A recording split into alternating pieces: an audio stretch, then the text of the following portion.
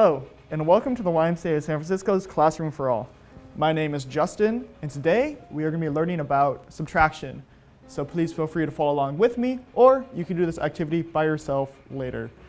Cool, so let's go ahead and get started. We're going to be talking about subtraction today, and I'm going to show you 3 different ways to look at subtraction. So let's go ahead and get started. The first way I want to look at subtraction is probably the one you're most familiar with, and that is stacked subtraction. So stacked subtraction is going to work best with double-digit numbers. So that means numbers equal to or bigger than 10.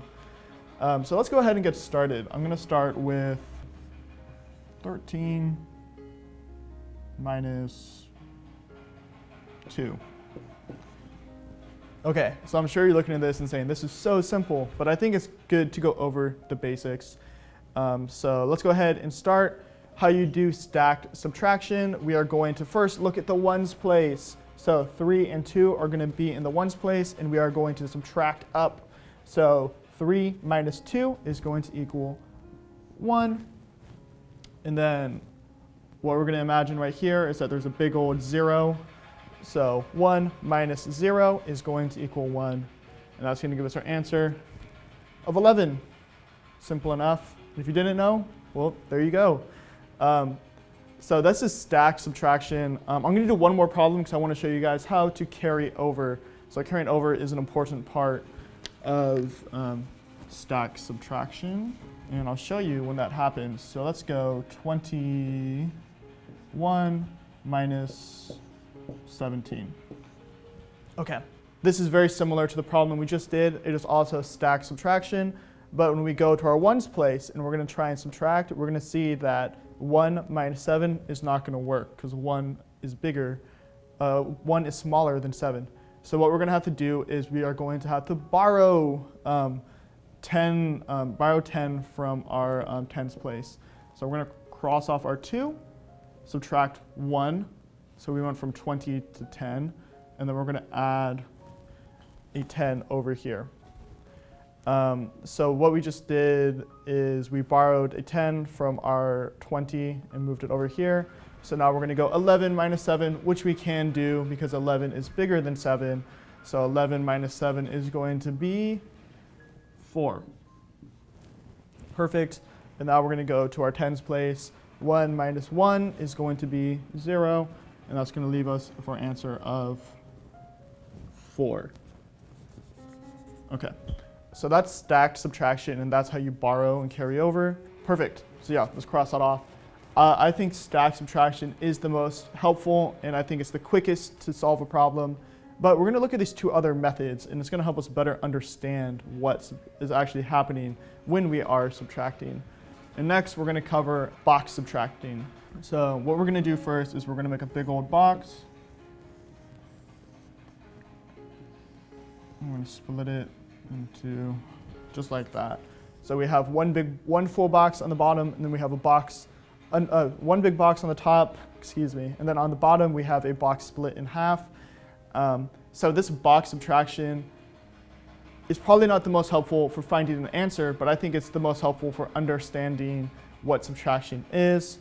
So let's look at our problem again. What was it? 21 minus 17. So how we're going to put this into our box, we're going to take our larger number, or the number that's being subtracted from, on top. So 21 is going to be on the full box. And then under here, we're going to put 17. With this box, now we have our full 21 on top, and then we have the 17 that we're subtracting by. And I think another way to look at subtraction is what plus 17 is going to give us 21. So what's going to need to go into this box to make it equal to this full box? If you're better at addition, this method might be good for you. So what we can do is we can go 17, 18, 19, 20, 21. So that is 4, just like our answer before from stacked subtraction. But yeah, so that's how you do it. If you're better at addition, maybe box subtraction is better for you. So let's go ahead and move on to our number line. This is going to be the last method I'm going to show you today. And I think number line is a very effective way to look at subtraction. I know that it's very helpful for me. The one problem with subtraction, though, is it takes a little bit of time to set up. So please bear with me.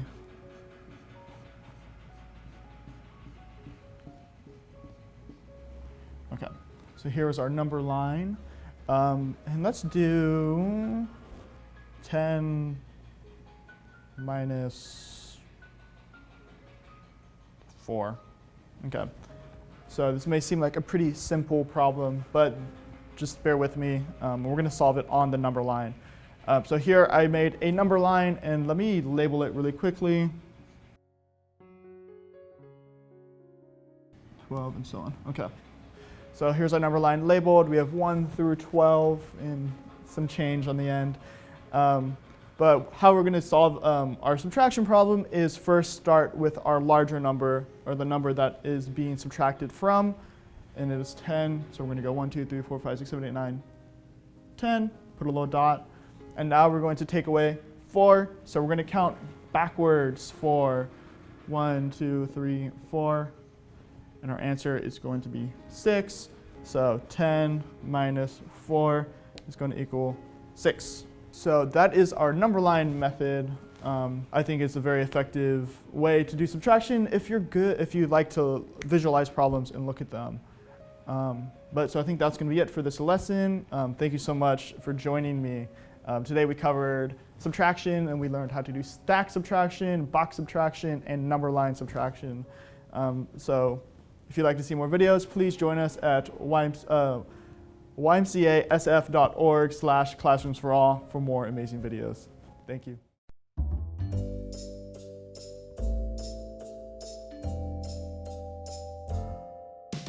Did you know that YMCA of San Francisco never closed? When shelter-in-place happened, we could no longer provide in-person programming. We quickly shifted to provide youth and family programming virtually.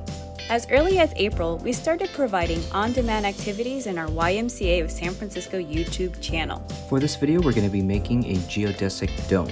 Today, we're going to be making a hovercraft. The science around this activity is really awesome. In addition, we have a regular schedule of activities for our youth and families to join live. We feature read-alouds, yoga, family Zumba, arts and crafts, drawing clubs, and more. So don't miss out on our virtual youth and family offerings. Visit www.ymcasf.org for more info and class schedules.